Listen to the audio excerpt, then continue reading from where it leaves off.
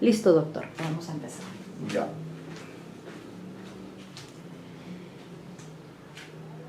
Bueno, muy buenas tardes, jóvenes. Estamos exponiendo en esta clase, ya lo habíamos mencionado en la clase anterior, básicamente el trabajo de crítica literaria que hemos hecho de los cuentos de Julio Ramón Ribeiro desde su primer libro, que es Los gallinazos sin plumas, publicado en 1955, ¿no? Un libro que ya supera el medio siglo de existencia prácticamente. Y entonces ese es uno de sus cuentos más emblemáticos, ¿no? Uno de los cuentos más conocidos, más leídos. Nosotros también dentro de este libro que hemos mencionado, que es un libro, nuestro primer libro de Ribeiro, dedicado al arte de narrar y el placer de leer.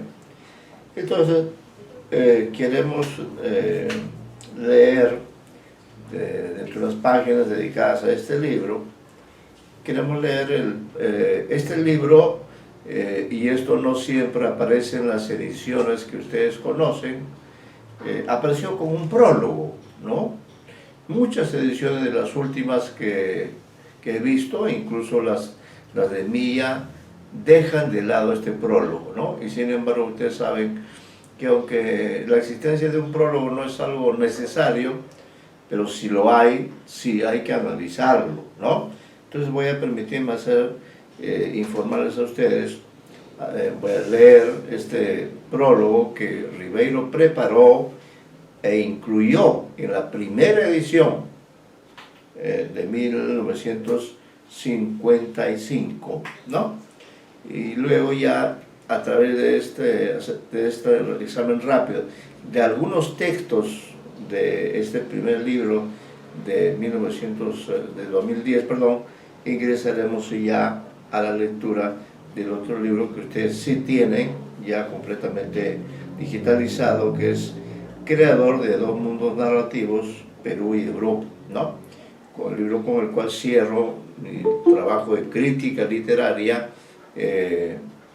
acerca de Julio Ramón Ribeiro, pero como parece que es el autor que he seguido con más constancia, incluso a través de un segundo libro que enfoca a Ribeiro desde otra perspectiva, ahora haciendo esa visión histórica y a la vez analítica, voy a permitirme compartir con ustedes algunas páginas del libro de 2010 que ustedes no lo tienen, sin duda, en la aula virtual, pero sí está, este libro sí está publicado, circula, ¿no?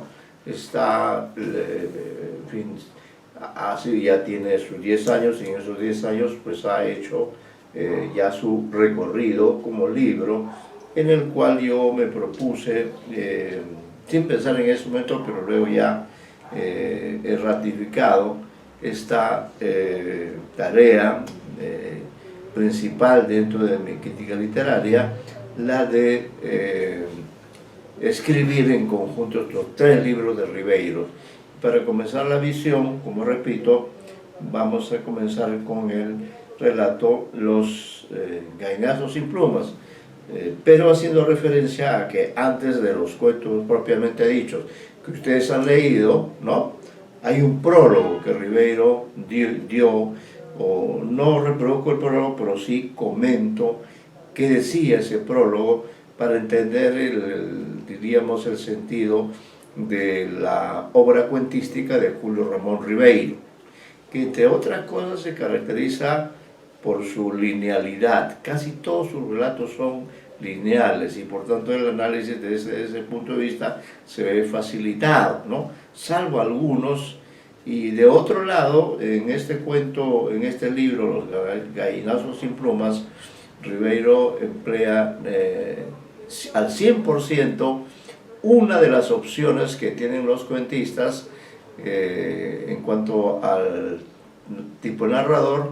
En este libro de 1955 emplea llamado narrador omnisciente, el narrador tercera persona o narrador heterodiegético, ¿no? Entonces paso a leer, y si hubiera alguna pregunta, algún aporte, con todo gusto, ¿no?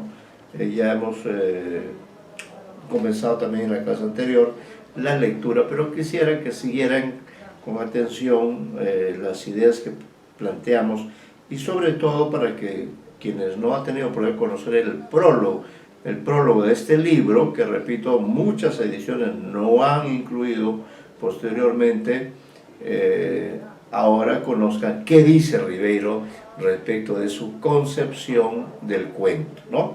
Y cómo esta concepción del cuento se traduce en la primera obra que él publica, con la cual inicia su producción cuentística, que hemos seguido a través de 3 libros, de los cuales, del último, es que ustedes tendrán un acceso y se verá la coherencia que hay en este digamos, universo cuentístico de Ribeiro. Entonces digo aquí lo siguiente: antes de realizar el examen de las técnicas narrativas, que es lo que me interesaba principalmente en el libro del año 10, en el cuento Los Gangallos sin plumas, escrito en París en 1954, y eso es un dato cierto. Todos estos cuentos que ustedes leen, que todos están ambientados en Lima, ¿no? Y que pertenecen o muestran a los seres marginales, sin embargo fueron escritos en Ribeiro y editados, por cierto, en Lima, ¿no? Nos parece pertinente traer a colación algunas de las ideas que el autor expuso en el prólogo a dicho libro, y que está fechado de este modo: París, enero de 1955. Él suele fechar los textos que hace. La data indicada nos hace recordar que estamos frente a una obra publicada por primera vez hace 60 años, diríamos, es decir, más de medio siglo. Dado el lapso transcurrido y lo que él implica, se hace necesario referirse al modo en que Ribeiro presentó su libro, ¿no? Presentó su libro ante el público de aquella época.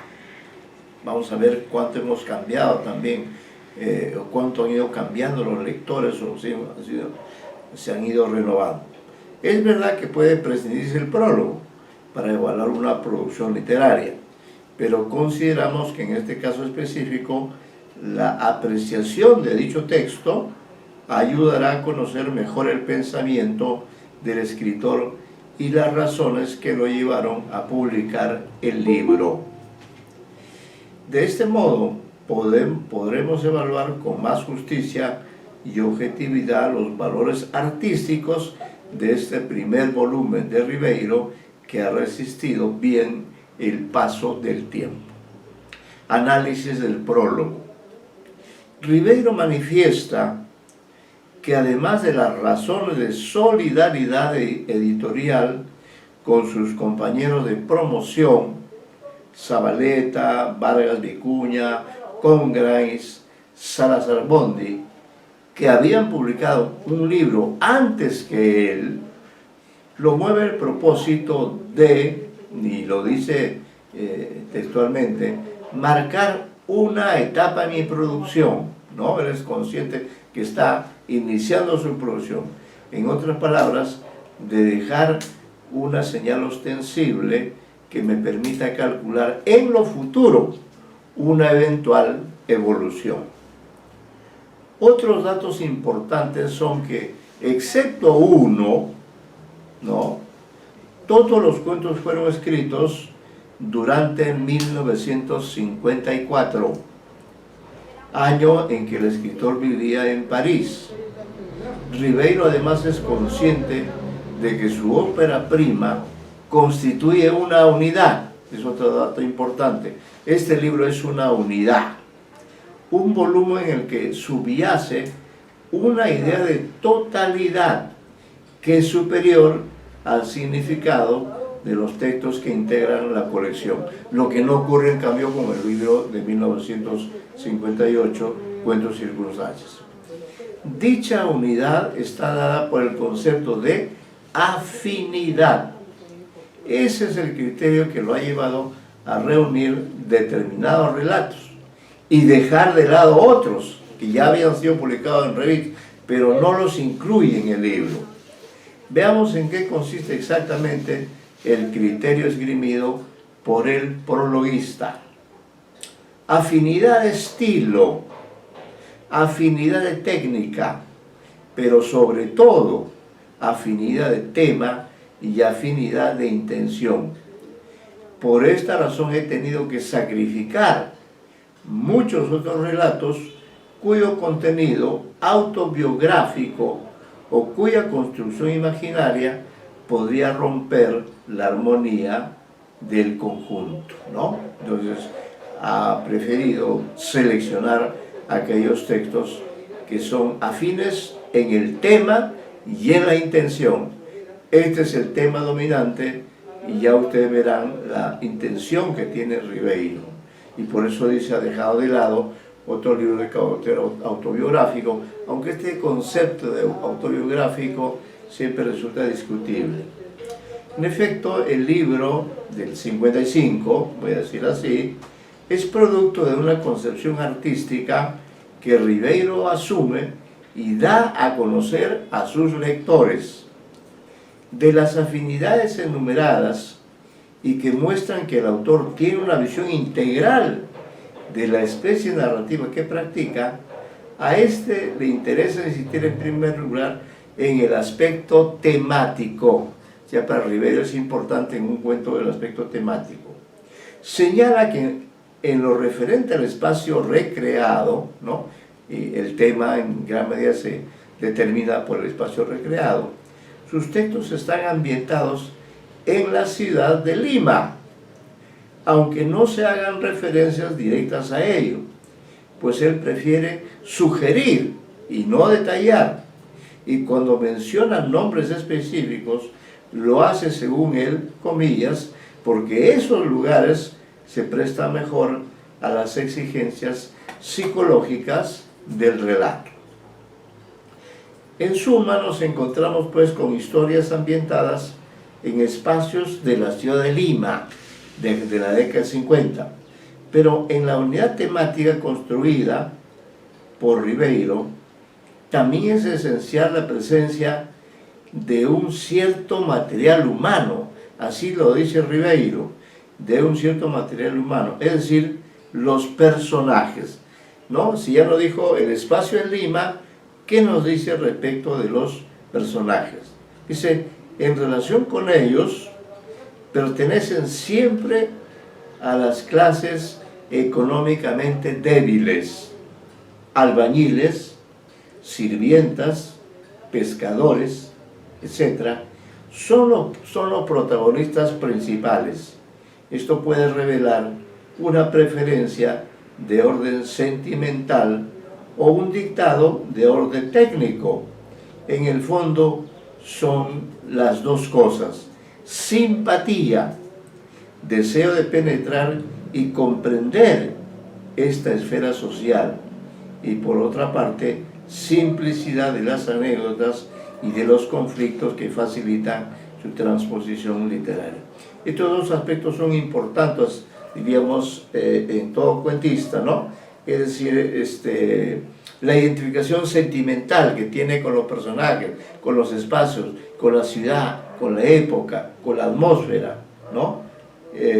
Simpatía de penetrar y comprender esta esfera social, y por otra parte también esto se refiere a la simplicidad de las anécdotas y los conflictos que facilitan su transposición literaria.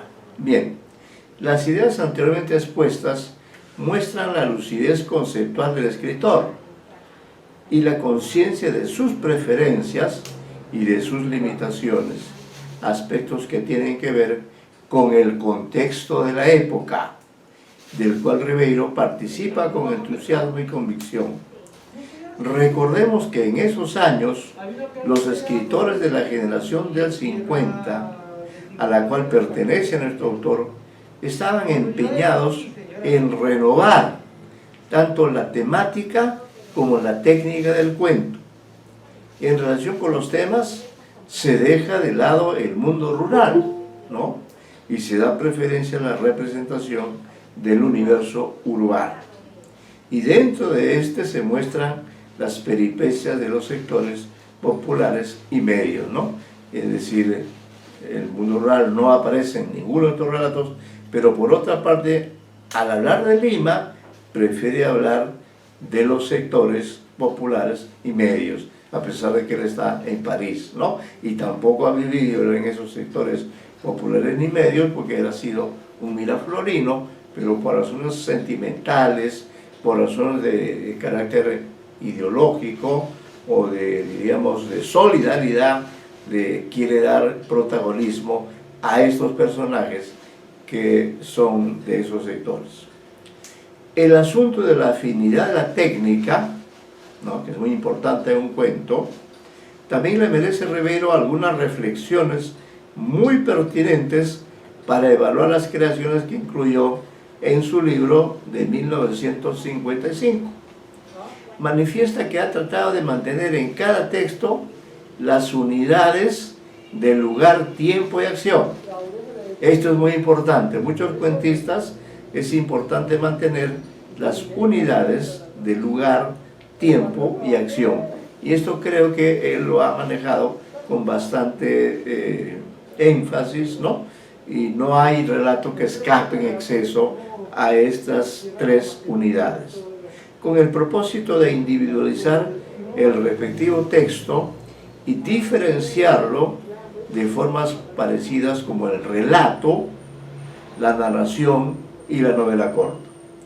Esta última afirmación revela la aguda conciencia que tiene el autor de su condición de cultor del cuento literario, ¿no? Totalmente diferente de lo que hemos llamado el cuento etnográfico o el cuento de tradición oral. No, él se inscribe plenamente dentro del cuento escrito, dentro del cuento ficcional, que pertenece a una determinada tradición literaria. En este contexto es oportuno glosar la concepción específica que sobre el cuento esgrime el escritor en las líneas del prólogo citado. Para ello contrapone los conceptos de, comillas, resumen y de fragmento, ¿no? Son categorías que él considera pertinentes para evaluar sus cuentos, y señala que él se inclina por el cultivo del cuento fragmento, cuyo propósito no es resumir a 4 páginas un acontecimiento o una vida humana, sino que en sus palabras, comillas, debe en este acontecimiento o en esta vida escoger precisamente el momento culminante, diríamos el clímax, ¿no? Recortarlo, como se recorta la escena de una cinta cinematográfica, y presentarlo al lector como un cuerpo independiente y vivo. Esta imagen del cuento como escena de una cinta cinematográfica nos hace evocar la diferencia que Julio Cortázar establece entre la novela y el cuento, ¿no? Señala el citado autor que la novela se asemeja a un film, es decir, a una película con un movimiento y una duración considerable, ¿no? Claro, también Cortázar ha trabajado el cuento corto, mientras que el cuento se parece a una fotografía por su brevedad y porque en ese espacio textual nos muestra un fragmento de vida, como ocurre, por ejemplo, en su relato, este famoso, donde hay 2 personajes que están atrapados en un espacio y son finalmente expulsados. Casa tomada. Bien, esta imagen del cuento como escena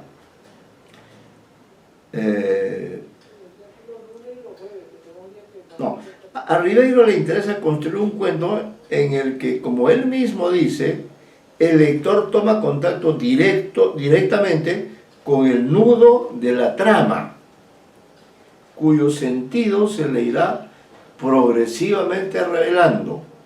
Sin embargo, también es consciente de que el resultado final puede ser un texto con un hecho rectilíneo y simple. Para evitar este empobrecimiento, ¿no? Es decir, si solo se revela un hecho así muy puntual, recurre a algunas técnicas. ¿Cuáles? El monólogo, la remembranza, la asociación de ideas, y mediante ellas trae a la escena lugares, personajes y situaciones distintas, de modo que el ámbito del cuento se ensanche sin sacrificar las unidades fundamentales. Estas ideas del autor indican la importancia que concede a las técnicas como los recursos que contribuyen a constituir y enriquecer los pilares fundamentales del género, los espacios, los personajes y las acciones. Y gracias a las citadas técnicas consigue, por ejemplo, que los personajes se tornen más complejos, pues el narrador nos muestra sus sentimientos, su mundo interior, sus conflictos, y este universo a su vez repercute sobre los espacios y los hechos mismos.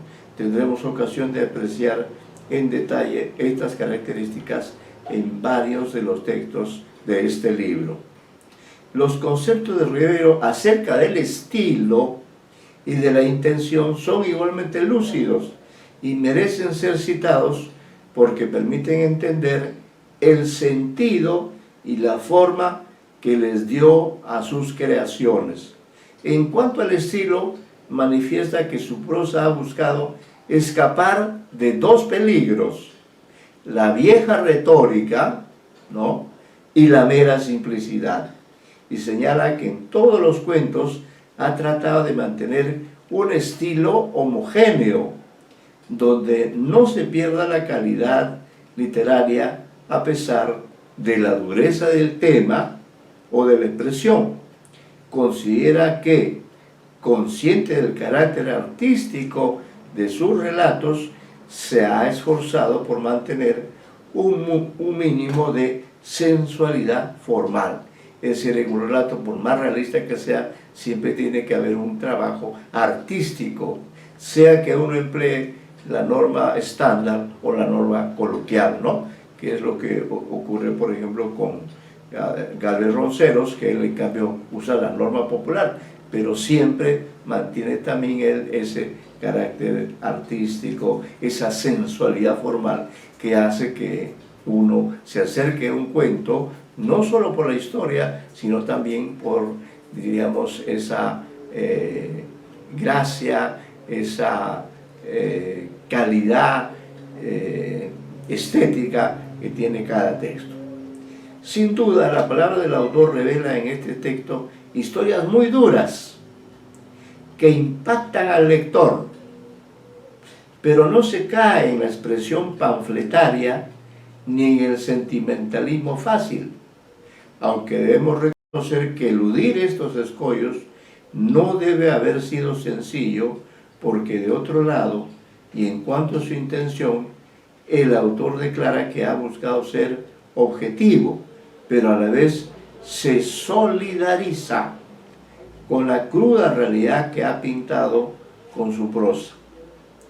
También es consciente de que en el fondo de toda pintura realista hay un no conformismo y como el germen de una crítica. Es decir, el realismo no es copia, es una imagen posible, pero siempre con un nivel de crítica, ¿no?, de cuestionamiento de aquello que está mostrando el narrador.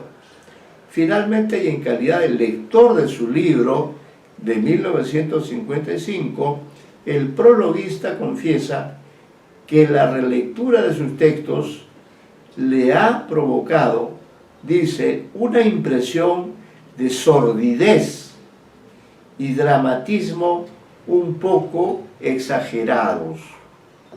Argumenta que la literatura de Occidente se ha nutrido casi exclusivamente de la tragedia y el infortunio de los hombres, lo cual es una gran verdad. Todas las grandes obras literarias siempre tienen que ver con este tipo de problemas. Al puntualizar por la razón de ser del prólogo, aclara que está animado del más sincero afán de autocrítica y que solo ha querido formular sus propósitos para que, como dice Ribeiro, el lector pueda más fácilmente verificar si los he cumplido o no. Manifiesta que se sentiría satisfecho si los ha cumplido por lo menos en parte. 50 años después, nosotros como lectores consideramos que Ribeiro sí cumplió con sus propósitos. La mejor prueba de ello es que su obra está vigente, ¿no? Desde de 1955 hasta las más recientes. Y eso es lo que nos proponemos a continuación, después de haber pasado revista al prólogo que antecede a los 8 cuentos de Los gallinazos sin pluma, ¿no? Como son relatos que ustedes conocen, voy a escoger algunos que de una u otra manera, ¿no? Pueden revelar mejor la técnica de Ribeiro. Todos están creados a partir de un arrote diegético, ¿no? Todos ellos, ¿no? Y podríamos en todo caso plantear ya manera de idea general, cuando ustedes analicen un cuento. Pero por ejemplo, en Los gallinazos sin plumas tenemos al abuelo, a los 2 nietos, tenemos al perro y al chancho, ¿no? Es decir, en ese universo sórdido tenemos personajes de ambas especies con lazos de solidaridad, ¿no? Pero lo que hay en el fondo es, diríamos, finalmente, de parte del abuelo, ¿no? Esa decisión de utilizar a los niños, de hacer que se vuelvan los gallinazos sin plumas, ¿no? Es una metáfora tremenda que ha quedado marcada en el lector de Ribeiro, ¿no? Lo que hace es explotar a esos niños para, diríamos, engordar, para criar ese cerdo que luego venderá probablemente para su propio beneficio, porque el trato que le da a los niños es un trato bastante deplorable. Me gustaría leer el análisis que corresponde a Mientras arde la vela. ¿Por qué razón? Porque Ribeiro, en este primer libro, le dedica por lo menos, en más de 2 cuentos, pero en 2 de ellos, el personaje femenino alcanza a tener un rol protagónico.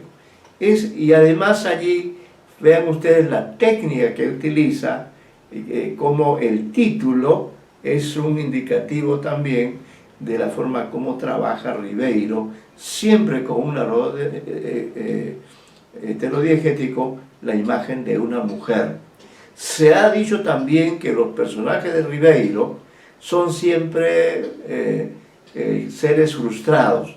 Yo creo que en alguna medida este relato, este análisis que leeré para ustedes, indica lo contrario, indica que si bien una persona puede estar en una situación difícil, en una situación de frustración, al mismo tiempo lucha con ella, y tratándose sobre todo de un personaje femenino, ¿no? Al hacer el análisis ustedes van a hacerse también una idea de cuál es el tema, cuál es la historia que se desarrolla en este relato, que me parece de los más notables, de los más vigentes, de los más dignos de análisis por parte de sus lectores de las diferentes promociones, ¿no?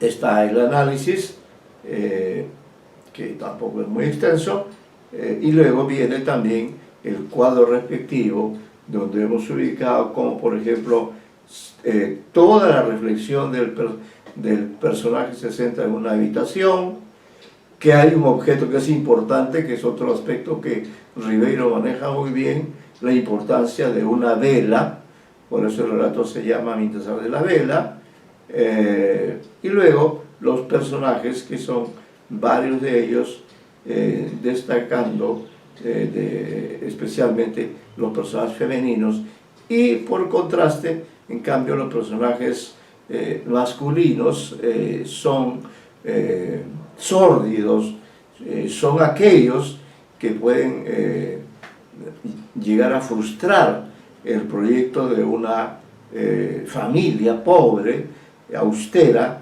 como es este que vamos a leer en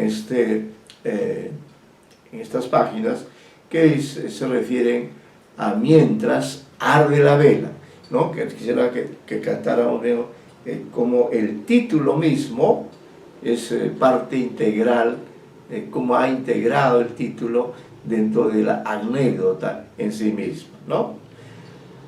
Anotado por el autor como escrito en París en 1953, en el orden de los cuentos, este ocupa el cuarto lugar, Mientras arde la vela. Como ocurre en La tela de araña, un narrador heterodigético instalado dentro y fuera de la interioridad de un personaje femenino llamado Mercedes. Este es el personaje que yo digo que no, que lucha, ¿no? Encarna esa lucha al personaje femenino, y lleva la cuenta detallada y puntual de la vida de dicha mujer durante algunas horas. Ahí está manteniendo también la unidad de acción, durante algunas horas de un día que ha sido especial para ella y que la ha obligado a hacer un recuento en el espacio cerrado de su habitación. Ahí está la unidad del lugar, ¿no? Un espacio, un cuarto, puede ser también todo el espacio de la narración. Este recuento se realiza después de haber concluido sus tareas domésticas. Interesante también esta diferencia que hay entre la vida de los seres humanos del momento del trabajo y el momento en que uno puede reflexionar acerca de lo que es la vida de cada uno. Y tiene como hito de referencia temporal el arder de una vela, ¿no? Ahí está. Todo esto que ella cuenta ocurre mientras arde la vela, ¿no? Entonces, la vela es como una luz que guía a esta narradora, que enmarca el inicio y el final de la evocación de lo que ha vivido en las horas anteriores. De modo que la técnica de la analepsis, ¿no? Es decir, el recuerdo, se emplea para hacer factible este retorno a un pasado inmediato. Porque claro, Mercedes no tiene una relevancia social, pero hay que creársela mediante esta técnica, ¿no? Se emplea para hacer factible este retorno a un pasado inmediato, que es recuperado para mostrar las condiciones de vida de la protagonista y de su familia, y en especial los hechos que han ocurrido durante el día que está concluyendo. En realidad, los sucesos que evoca Mercedes no son extraordinarios, pero sirven para ilustrar dos aspectos de su existencia: su pertenencia a un nivel socioeconómico deprimido, ¿no? Que es siempre lo que predomina en este libro, y la relación conflictiva que mantiene con su esposo, ¿no? Ahí están estos dos elementos referenciales importantes siempre en Ribeiro, ¿no? La situación económica y luego la relación conflictiva que puede haber entre dos personajes, como en este caso.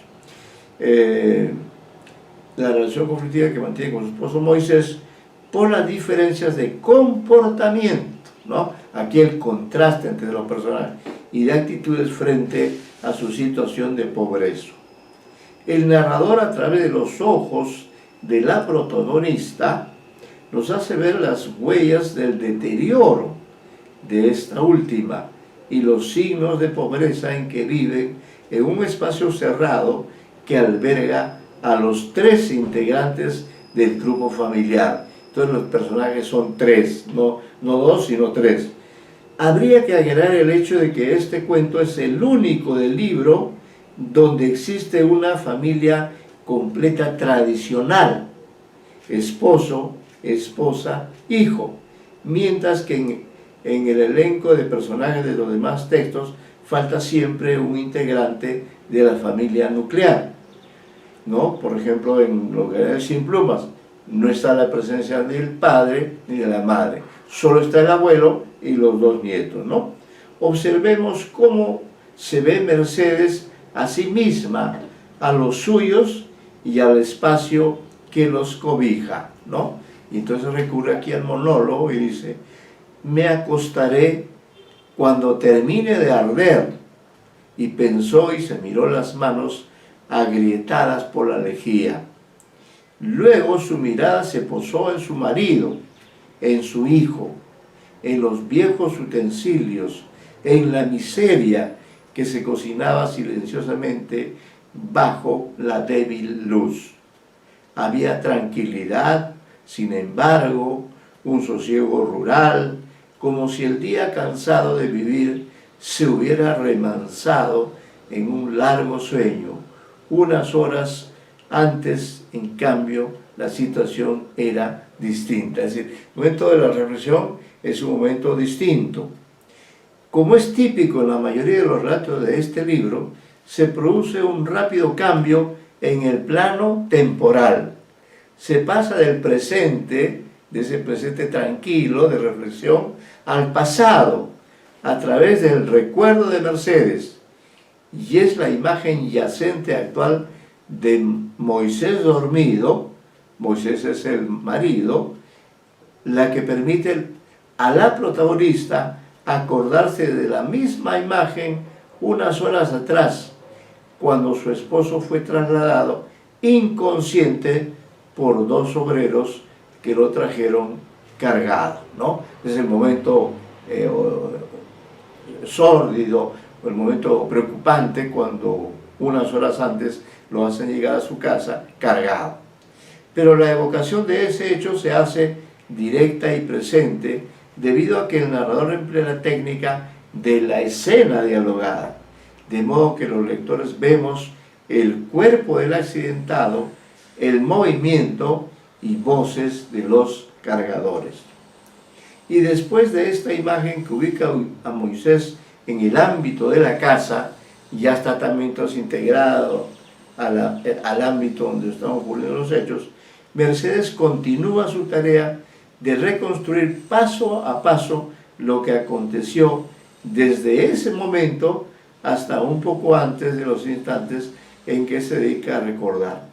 Así rememora que su esposo despertó muy pronto del desmayo y, cito el texto, sin decir palabras, comenzó a dar vueltas por el cuarto. Cierro la cita. Pero el narrador focaliza su atención en lo que piensa, pasado, y lo que hace, presente, de modo simultáneo la lavandera. Es como si se dividiera no en 2, sino en 3 dimensiones de lo temporal, y cada una de ellas posee un respectivo signo. Y ahí están los 3 aspectos temporales. Piensa en el pasado, estaba como loco. Observa una parte de sí, miró nuevamente sus manos agrietadas por la lejía.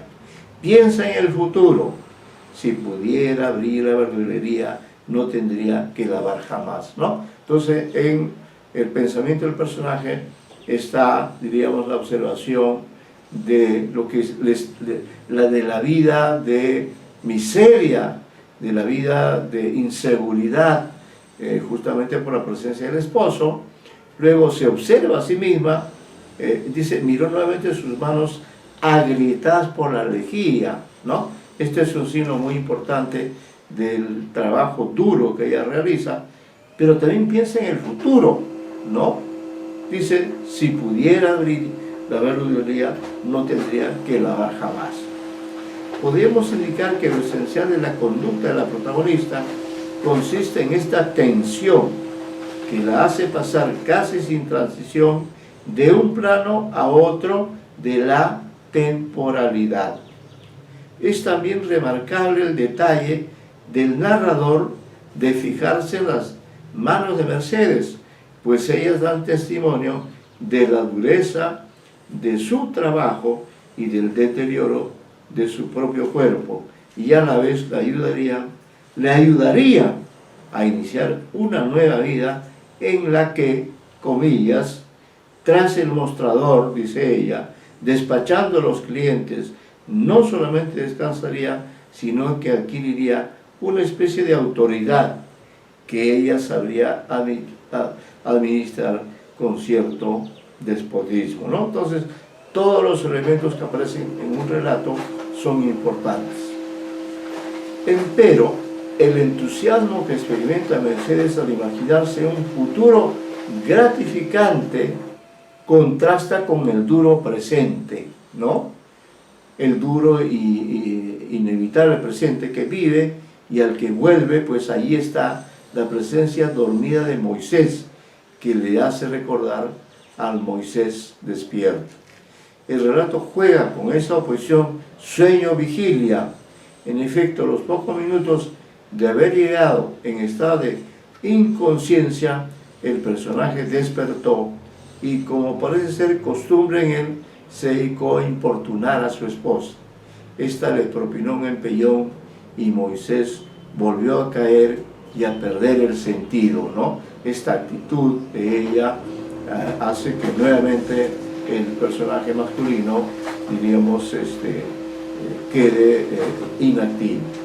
La mujer recuerda que pensó que el albañil había muerto y salió a buscar a su amiga y vecina Romelia para darle la mala nueva. La noticia se expandió y casi todo el vecindario se acercó para constatar la veracidad del suceso, e incluso un enfermero de la asistencia pública acudió para certificar el deceso, pero Moisés volvió a decepcionar a todos. No había muerto, solo estaba una vez más inconsciente, ¿no? O sea que en el grupo, el núcleo donde viven todos, Moisés es un personaje antipático, un personaje no querido, pero lamentablemente a pesar de eso está sobreviviendo. Los demás, incluida Mercedes, se enteran de que el personaje sigue con vida debido a la intervención de Panchito, hijo de la pareja, quien también había estado durmiendo, pero la presencia de mucha gente en la habitación lo despierta y lo lleva a preguntar a la razón por la que hay tantos en casa, pues según lo señala su padre, no ha fallecido. La afirmación del niño se produce a través del diálogo con su madre, y ésta reacciona con violencia física frente a su hijo por haber informado que Moisés sigue con vida. Esta insólita noticia se difunde entre todos los presentes y llega hasta el propio personaje, cuya existencia se había puesto en duda, y como es previsible, dado el carácter informal del supuesto cadáver, después de despertar increpa a su esposa por haberse despreocupado de él y no haber atendido su sed. El narrador reproduce la expresión desenfadada del personaje, con lo cual se quiebra la tensión que se estaba viviendo en ese momento. «Mercedes», gritó, «¿dónde te has metido, chola? Dame un vaso con agua», ¿no? Vea la vergüenza de este personaje. El pedido de agua de Moisés, ocurrido en el pasado, se une sin transición con la sensación de sed de Mercedes en el presente, y esta se vincula con la presencia de la vela que sigue ardiendo y que sirve para iluminar la evocación que nos permite ver otra vez al personaje masculino en actitud de enfrentar a quienes, en vez de alegrarse por su supervivencia, parecían exigir de él alguna disculpa. la escena de la comprobación de que el muerto estaba vivo, muestra a otros personajes que participan de esta especie de, comillas, resurrección no deseada. Aparece Panchito, doña Romelia y hasta un enfermero de la asistencia pública. El desfile de estos participantes ocurre en la memoria de Mercedes, pero los narratarios del relato los vemos en las breves escenas dialogadas que crea el narrador, las cuales se alternan con las propias palabras de la protagonista que verbaliza sus recuerdos. Pasado el momento dramático de la falsa muerte de Moisés, la calma regresa a la habitación y Mercedes retorna a sus preocupaciones del presente, entre las cuales están la de su tarea pendiente de la bandera y la constatación del deterioro que han sufrido sus manos, que habían perdido toda condición humana, dice el narrador. Pero lo que más desalienta a la protagonista es que, debido a la supervivencia de su esposo, no podrá abrir la verdulería.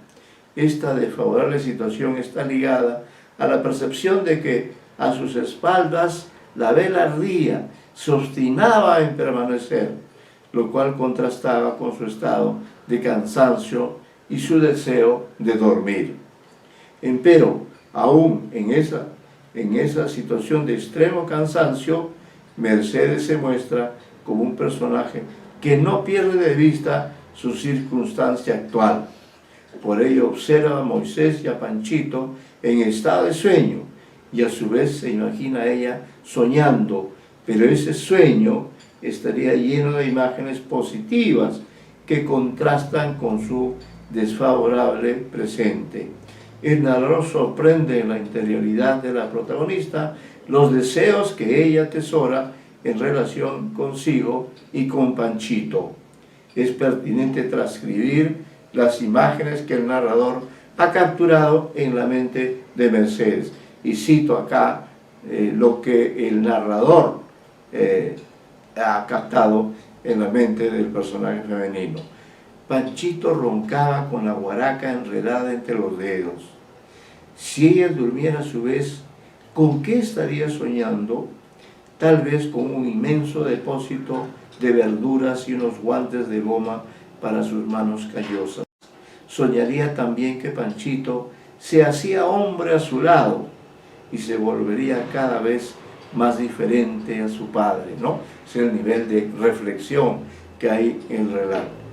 Este pasaje es uno de los más emblemáticos del mismo, pues en las oraciones en que el narrador transcribe el pensamiento de Mercedes se expresan las máximas aspiraciones de esta última, y dichas aspiraciones se traducen en imágenes muy concretas que ella ve y que se asocia a un futuro muy distinto del presente que la agobia.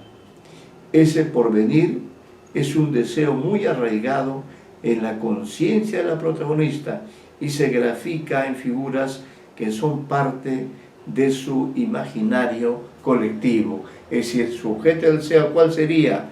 Un inmenso depósito de verduras y unos guantes de goma para sus manos callosas. En cambio, la figura futura de su hijo es más sintética y se define por contraste con la de Moisés, quien está excluido de los planes de Mercedes. La escena final del relato muestra el mismo estrecho escenario y en él la atención está centrada en, comillas, la vela que estaba a punto de extinguirse y en los gestos, recuerdos y pensamientos de la protagonista.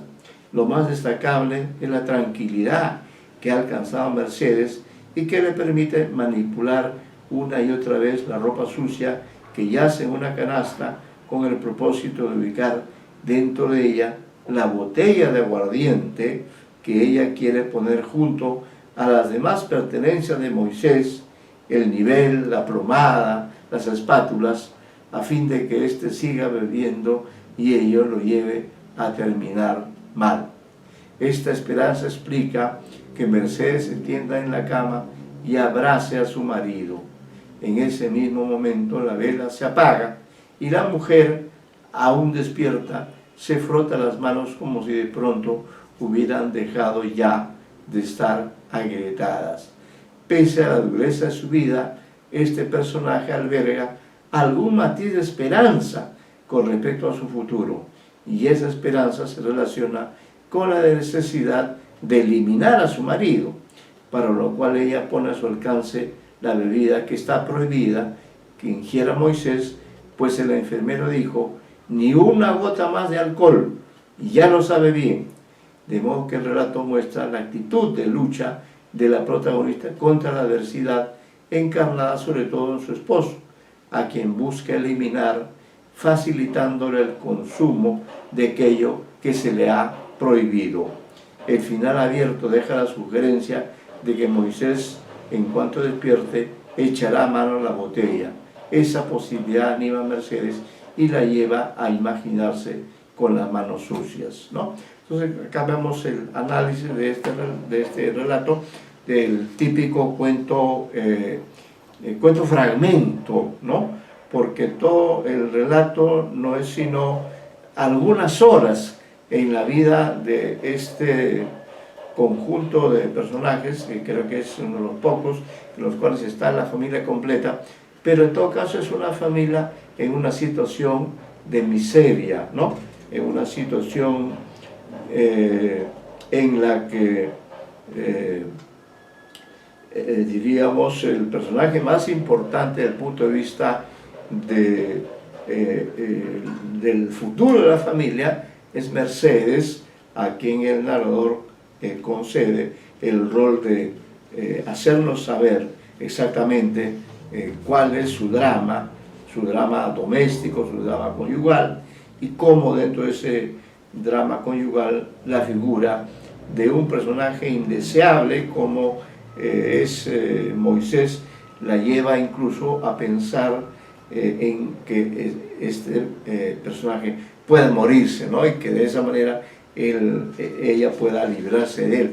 Por eso es que le deja cerca incluso la bebida que el médico, el enfermero, ha indicado que no beba, ¿no? Pero el propósito es justamente hacer que beba para que se pueda morir, y de esa manera, digamos, toda la lucha de Mercedes, pues, no tenga en contra esta presencia siempre incómoda, siempre irresponsable del personaje masculino. Como vemos en este relato, se ha cumplido plenamente, ¿no?, todos estos aspectos de la unidad de acción, unidad de espacio, unidad de lugar, y claro, también la tensión por esta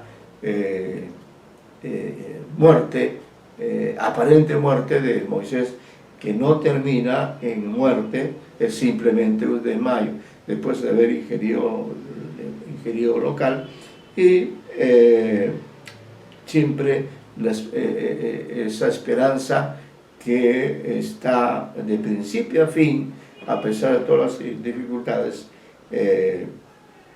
haciendo de este personaje alguien positivo dentro de este conjunto de relatos, ¿no? Todos ellos alusivos a escenarios de deterioro, de pobreza, de miseria, de conflictos, pero eso no impide que en este conjunto de relatos exista de Mientras arde la vela, donde además ha utilizado el recurso de hacer que podamos seguir su historia mediante este relato. Entonces, si hay alguna pregunta sobre este análisis, tomando en cuenta que la mayor parte de los relatos de Ribeiro en el primer libro son así lineales, con breves analepsis, breves recuerdos del personaje, y que permiten, digamos, que el interés del lector se mantenga de principio a fin, ¿no?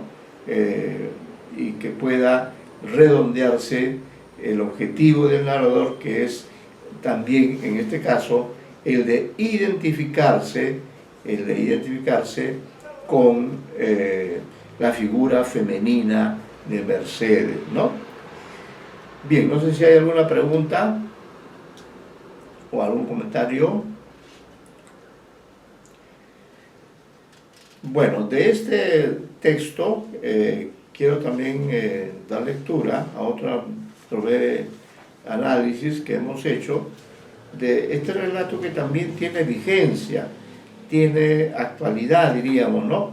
Por la temática a la cual se refiere, y para el cual en este conjunto de su primer libro, Ribeiro utiliza también una serie de recursos, incluso el propio título del relato es una metáfora tomada del mundo animal, pero que se aplica también al mundo humano, ¿no? El título de este relato, que sin duda ustedes han leído y que por eso confío en que puedan, digamos, seguir el análisis, el título es La tela de araña, ¿no? La tela de araña. Este es el sexto, son 8 relatos, todos ellos marcados por estas constantes de unidad, de acción, de tiempo. Es decir, lo que cambia en cada situación, en cada caso, es simplemente los personajes y el tipo de conflictos, ¿no? Y aquí vamos a ver también que, así como en el relato anterior había 3 personajes, aquí también, ¿no? Bueno, hay 3 que son los más importantes, aunque hay otros que también aparecen allí. De otro lado, en este relato, La tela de araña, el sexto, también se trata el tema de la marginación, ¿no? La marginación, que es otra constante, bueno, no solo en Ribeiro, sino en la cuentística peruana, dado que el Perú, bueno, todo el mundo en realidad, ¿no? ¿Quién no es migrante, no? ¿Quién no tiene esa condición? Estamos siempre migrando alrededor del mundo, alrededor del tiempo, de manera que hay que decir simplemente migrante, no sujeto migrante.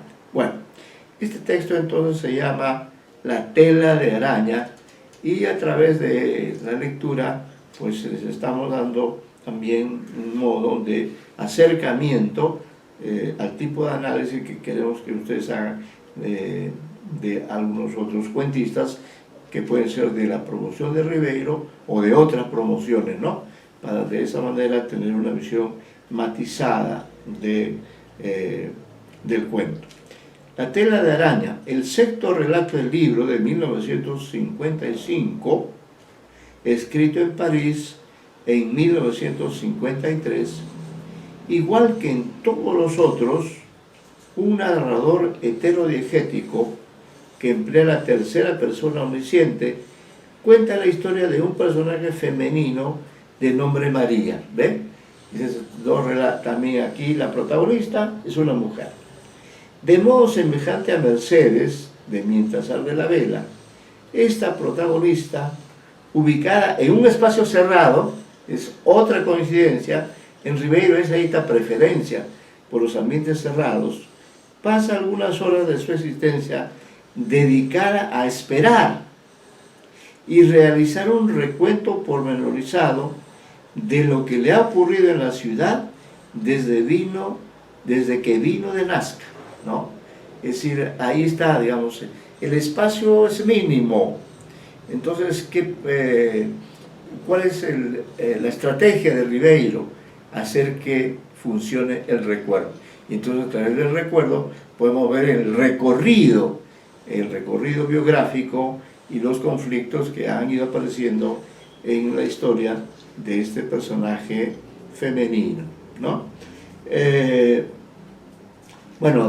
Repito la parte pertinente, dice: de modo semejante a Mercedes, de Mientras arde la vela, esta protagonista, ubicada en un espacio cerrado, pasa algunas horas de su existencia dedicada a esperar y realizar un recuento pormenorizado de lo que le ha ocurrido en la ciudad desde que vino de Nazca, y luego de agotada la espera, descubre que la libertad que creía haber alcanzado no es sino una opresión que ella no ha buscado, pero deberá sobrellevar con resignación, ¿no? Ahí ya hemos adelantado también el desenlace de lo que ocurre con esta mujer, cuyo sueño es la libertad, cuyo sueño es eso, ¿no?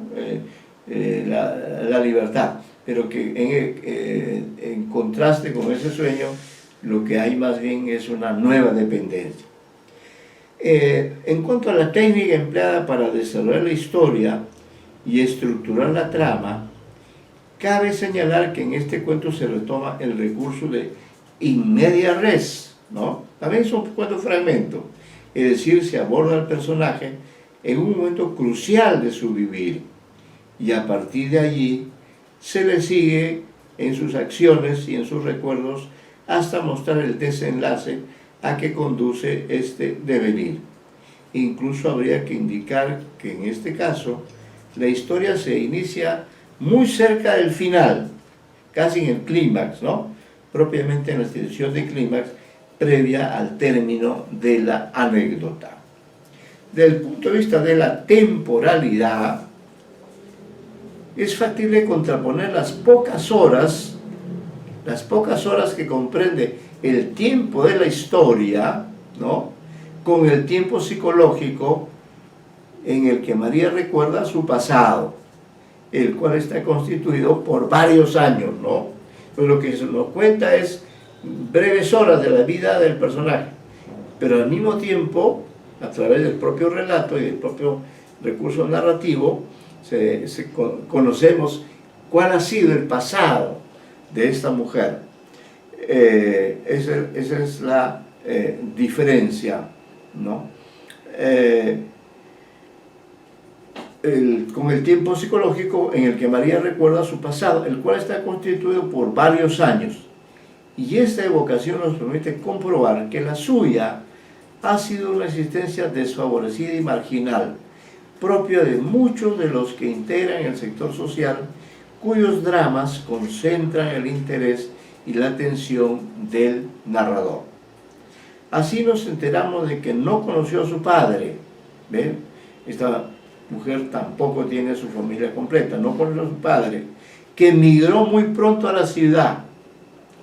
Vivió brevemente en un lugar pobre y de allí fue a trabajar de sirvienta en la casa de una familia acomodada, donde fue víctima del acoso sexual del hijo de la dueña de casa. Ese es otro de los temas que presenta Ribeiro, de gran vigencia en estos tiempos, no solo el machismo, sino también el acoso sexual del hijo de la dueña de casa. Entonces, el personaje, el conflicto de ella ocurre dentro del ámbito laboral de la casa, pero allí sufre del acoso del hijo de la dueña, y esa es la situación que ella pretende cambiar. Y en un cuento siempre debe haber un cambio. Vamos a ver cuál podría ser ese cambio. La escena inicial muestra a la protagonista en una aparente situación de equilibrio consigo misma, pues a pesar de encontrarse sola y en un espacio cerrado, un cuarto, manifiesta experimentar un extraño sentimiento de libertad, ¿no? Como está sola, se siente libre. Este sentimiento positivo la impulsa a rememorar las acciones que la han conducido a este momento presente en que parece haber superado las dificultades de su azarosa vida anterior. Siempre la oposición presente-pasado, ¿no? Asimismo, la tranquilidad que la acompaña le hace más fácil la tarea de realizar un reconocimiento del nuevo lugar donde está.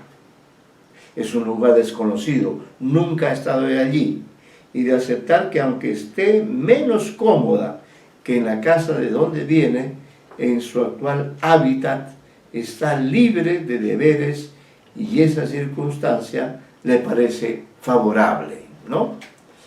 El narrador realista e interesado en subrayar la condición social de la protagonista acude a veces a breves descripciones para caracterizar la actividad o el espacio propio de aquella.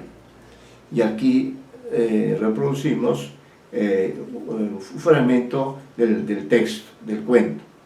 Ya a las 10 de la noche, al salir sigilosamente de la casa de su patrona, con su bulto de ropa bajo el brazo, adivinó que un momento de expansión se avecinaba. Aquí viviré yo, se dijo María, y observó el cuarto que parecía abrazarla con sus paredes blancas. Había una cama, un espejo colgado en la pared, un cajón a manera de velador y una silla. Es cierto que en casa de doña Gertrudis se encontraba más cómoda y tenía hasta un armario con percha, pero en cambio aquí carecía de obligaciones y esto ya era suficiente, ¿no? Ese contraste entre esa casa más cómoda que el cuarto donde acaba de llegar, que aunque no es cómodo, sin embargo para ella representa la libertad. Mediante la técnica de ir del presente al pasado y viceversa, de un modo constante y dinámico, el narrador ilumina el recorrido del personaje, desde que llegó a la ciudad hasta este momento, ¿no? In media res, en que está en un cuarto a la espera de alguien que le ayudará a mejorar su situación personal y laboral. El relato muestra cómo el supuesto personaje ayudante no hará sino mantenerla en su situación de encierro y dependencia. Pero el texto evidencia también el proceso y los mecanismos mediante los cuales cayó en lo que el metafórico título del cuento anuncia, en la tela de araña, ¿no? Eso es lo que ilustra este relato, el modo en que este personaje, que aparentemente se ha liberado del problema que tenía, ha caído en una tela de araña. Además, esta expresión se hace más patente porque en el curso de la historia el narrador incluye una araña física, ¿no? Un animal. Este bicho es descubierto por el personaje y a lo largo de la anécdota aparece varias veces y se establece una significación connotativa interesante entre el sentido literal y el metafórico de la expresión. Es decir, en un relato todo es importante, aún el pequeño detalle, ¿no? Como en este caso la percepción del pequeño animal, vemos que luego metaforiza de alguna manera la historia de esta mujer. Es que más allá de los hechos presentados como parte de la trama, al narrador le interesa probar que el personaje, por su extracción social, está inserto en una estructura de sujeción de la que no puede escaparse. De ahí que los personajes cumplan también la función de ser parte de este engranaje que oprime a María en una red de la que no puede liberarse. Veamos pues algunas de las relaciones en las que se ve envuelta la protagonista en el curso de su breve existencia de solo 16 años. Según lo recuerda ella misma, en ese lapso, fíjese que es muy jovencita, 16 años, según lo recuerda ella misma, en ese lapso vino de la provincia a la ciudad, ¿no? El famoso tema de la migración.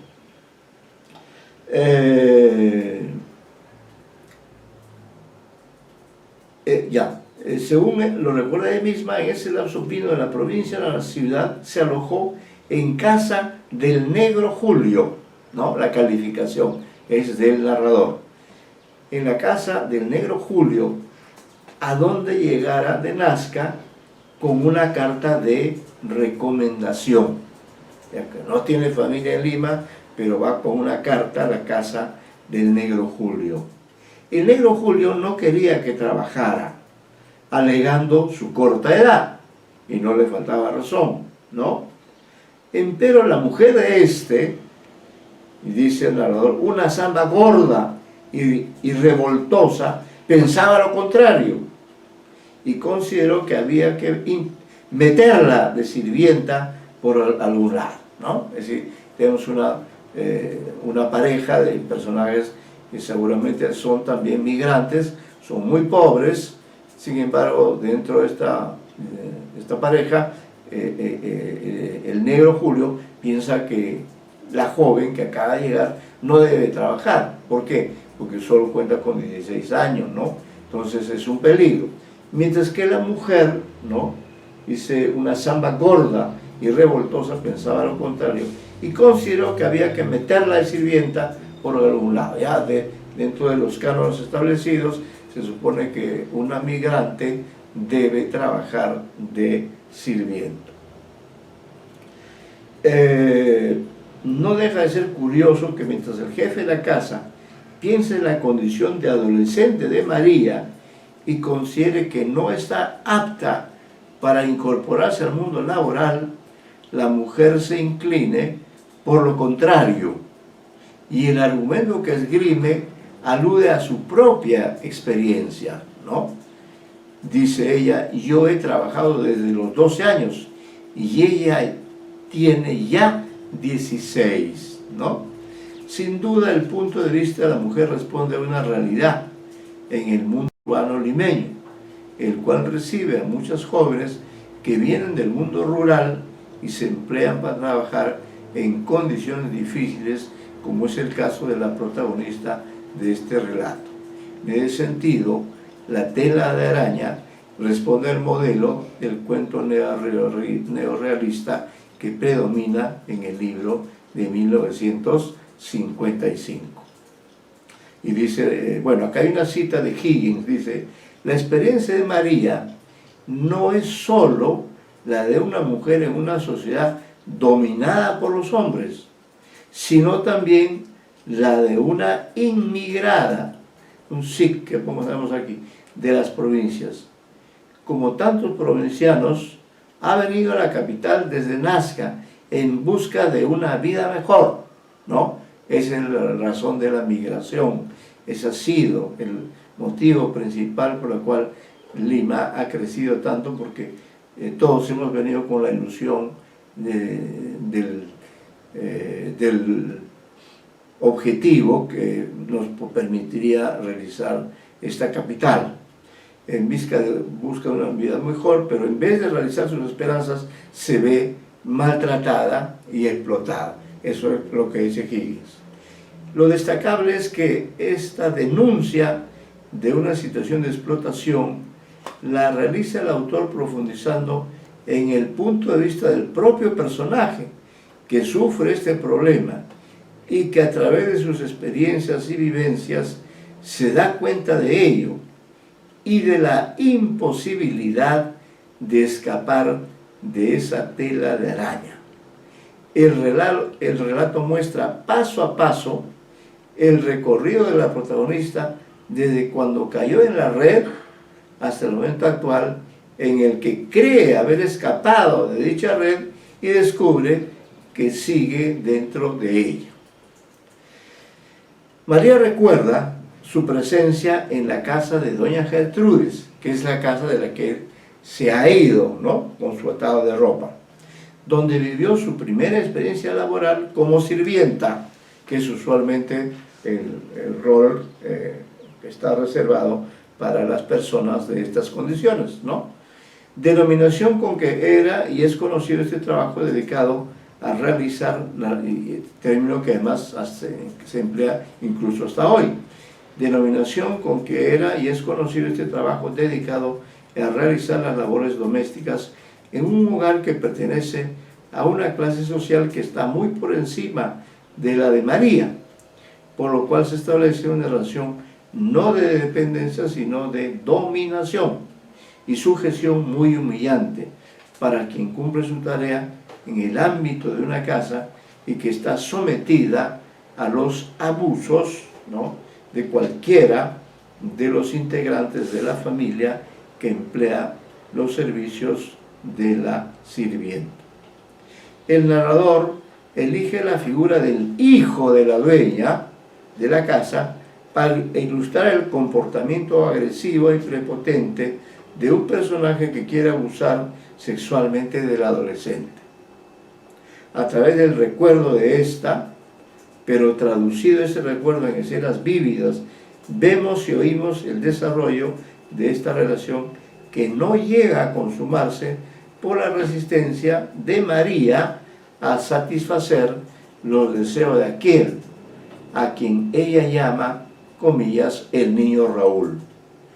Fue pues el reiterado acoso de este último lo que llevó a la joven a tomar la decisión de huir de casa, y para ello contó con la participación de otro personaje, Justa, sirvienta como ella, y quien la ayudó a consumar su plan, ¿no?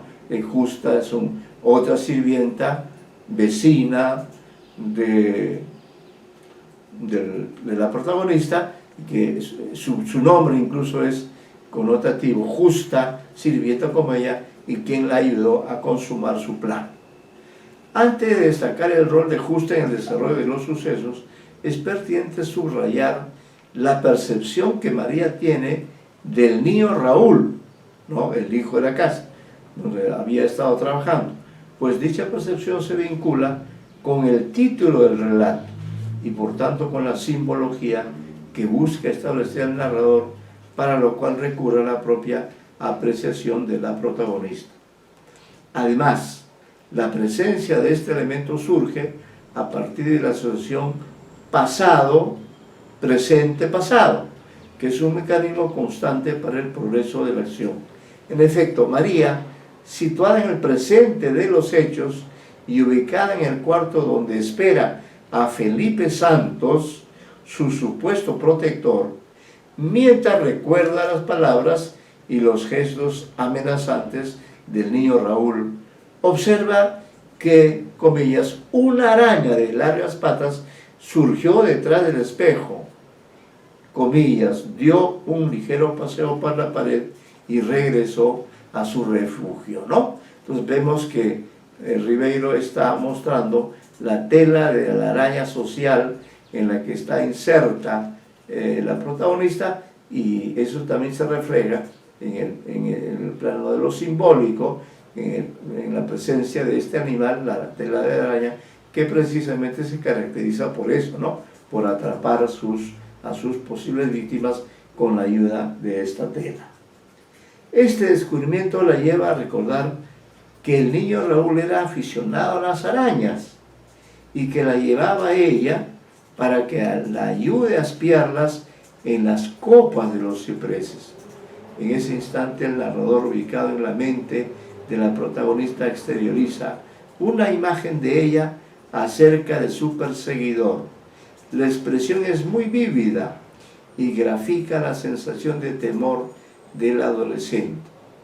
Apreciemos los términos de la asociación establecida por el personaje femenino y que constituye una comparación.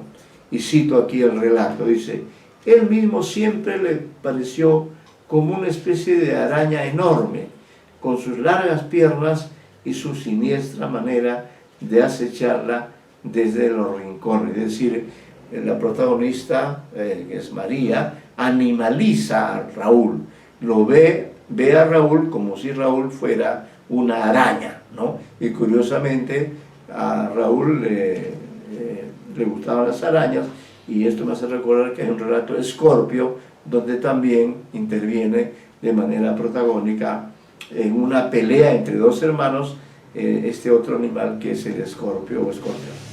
Sin duda la araña es un animal con muchos simbolismos, y su presencia siempre genera un sentimiento de aprehensión, de miedo, ¿no?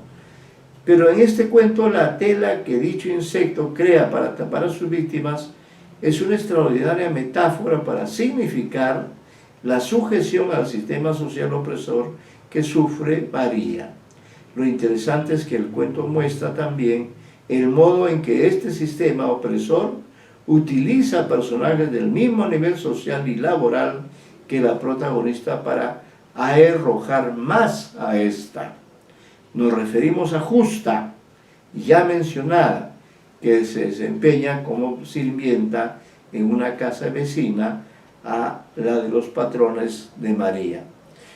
Al enterarse de la persecución que sufre esta última, le ofrece una alternativa que constituirá, según ella, una solución a su problema.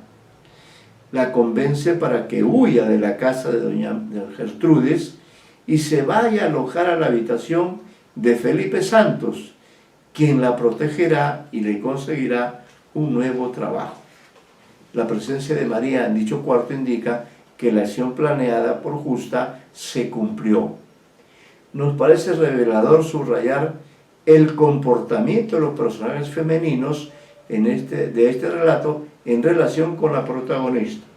Si bien no todos están en el mismo nivel de importancia, los tres de un modo u otro actúan en contra del derecho a la protección y a la libertad de María.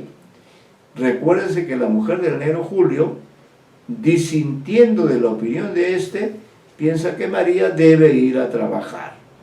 A su vez, doña Gertrudis, mamá del niño Raúl, no toma ninguna decisión en contra de su hijo, luego de las quejas de la joven, y Justa, como vemos, la libera del acoso del niño Raúl y la entrega a la, hemos puesto comillas, protección de Felipe Santos. Es decir, todo el sistema está en contra de la libertad, en contra de la, diríamos, de la seguridad de esta joven migrante. Ciertamente este proceso es mostrado por el narrador a través de sendos recuerdos de la protagonista, pero estos recuerdos, como ya hemos señalado, se traducen en imágenes dinámicas, de modo que los lectores apreciemos el desarrollo del drama personal de María como si estuviera ocurriendo ante nuestros ojos. Esta técnica se relaciona con el sexto precepto del decálogo del cuentista del propio Julio Ramón Ribeiro, que a la letra dice: el cuento debe mostrar, no enseñar. De otro modo sería una moraleja. En realidad, la riqueza narrativa y simbólica de este relato supera cualquier análisis, y a través de él Ribeiro logra mostrar artísticamente uno de los temas más característicos de la realidad urbana contemporánea, pues la historia que vive María trasciende el contexto al que podía referirse y mantiene su actualidad. Para concluir un primer acercamiento al mundo verbal que la tela de araña nos propone, podremos destacar la presencia de dos recursos técnicos que contribuyen a preparar y acelerar el desenlace, de tal suerte que su fuerza y perfección nos conmueven y convencen. Habíamos señalado que la protagonista, como muchos otros personajes de Ribeiro, está en una actitud de espera de algo que contribuirá a un cambio en su vida, que ella imagina que será favorable, pero la propia historia muestra que constituirá una frustración más en su existencia. En este contexto, cabe destacar el modo en que el narrador aumenta la tensión de la espera del personaje. Un primer recurso consiste en jugar con un código sonoro que aparece 3 veces en el relato y que está relacionado con la suerte final que correrá María, ¿no? Son como anuncios de que le va a ir mal. Nos referimos a los 3 toques a la puerta de la habitación donde ella se esconde del acoso del niño real, o se protege, ¿no? Y espera impaciente la llegada de su protector, entre comillas, Felipe Santos. Sabemos que el número 3 posee un simbolismo muy grande en la cultura occidental y sin duda el narrador explota esta riqueza simbólica. El primer toque lo realiza Justa, que regresa después de haber dejado en el cuarto a su amiga para dar algunos datos acerca del Felipe Santos y de los lugares donde puede comprar algo que necesita. El segundo golpe crea una inseguridad y temor grandes en María, pues el autor de este no es su esperado protector, sino un sujeto desconocido llamado Romualdo que pregunta por Tomás, nombre igualmente extraño para la joven. El tercer y definitivo toque es el del esperado Felipe Santos. Dada su importancia para la conclusión del relato, el narrador lo desarrolla con detalle a fin de mostrar el contraste entre la esperanza que aún siente María y la desilusión que sufre cuando se da cuenta de que Felipe no es el liberador ni el protector que ella espera, sino un sujeto cuyas intenciones son semejantes a las del niño Raúl, aunque el personaje trata de disfrazar sus verdaderas apetencias bajo la imagen de un padre que la quiere ayudar, ¿no? En esas circunstancias la relación de María se asemeja a la de Dionisio en Mar Afuera, ¿no? Es otro relato. No lucha en contra de quien le está imponiendo una situación de opresión, sino que se resigna a su suerte y acepta la nueva condición en la que se halla, muy parecida a la que vivió en la casa de doña Gertrudis. Es interesante en este contexto señalar que María comprende su drama, pero no se opone a él. Ella no lucha, ¿no? De ahí que se dé cuenta que la cadena que le ha regalado Felipe Santos, antes que un obsequio, era como un cepo que la unía a un destino que ella nunca buscó. Otro recurso muy incorporado en el relato es el de la propia araña, que desde su primera aparición en el espacio del cuarto donde María espera se constituye en un personaje que se involucra en la red de la historia y se convierte en un símbolo a través del cual la protagonista percibe progresivamente su función de víctima de un sistema que la ha atrapado en forma definitiva en una tela de araña de la que no puede escapar, ¿no? Bien, aquí vamos a concluir hoy día y en la próxima clase ya vamos a trabajar con el otro libro, ¿ya? De manera que como ustedes ya lo tienen en forma virtual, les pido por favor más bien que lean, les voy a indicar acá que lean ustedes, está el libro dividido en dos partes, los cuentos peruanos, y vamos a concentrarnos, ustedes van a leer, lean el análisis de los moribundos, ¿no? Los moribundos, es más o menos exhaustivo,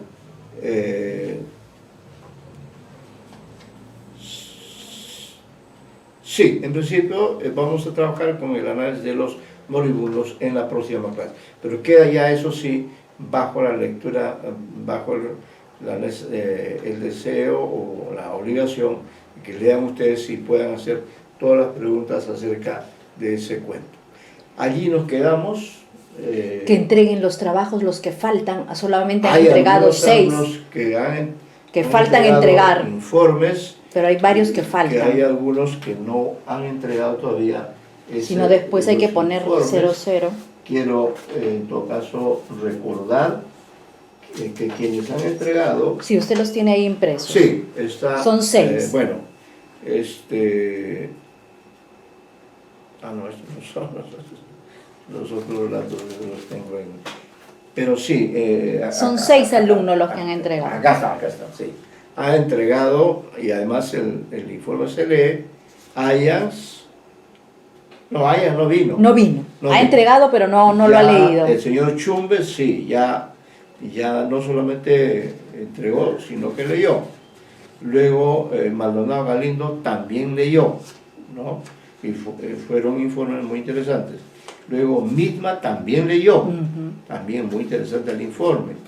Luego quien ha entregado pero no ha leído, el señor Moss, ¿no? Ajá. Que tendrá que ser la próxima clase. Que lea para información no solo del profesor, sino también de sus demás compañeros. Y también la señorita Sofía Piñán, que leyó su propio trabajo. Entonces quedan pendientes aquellos alumnos pues, que todavía no han cumplido con esta tarea. Muy bien. Ahí nos quedamos. Ahí nos quedamos, sí, ahí estamos, quedamos por ahora por lo menos, ¿no? Pero no dejen de leer ya en el libro que ustedes tienen en el aula virtual, el relato referente a la historia, y allí generaremos incluso algunas preguntas algunas tareas.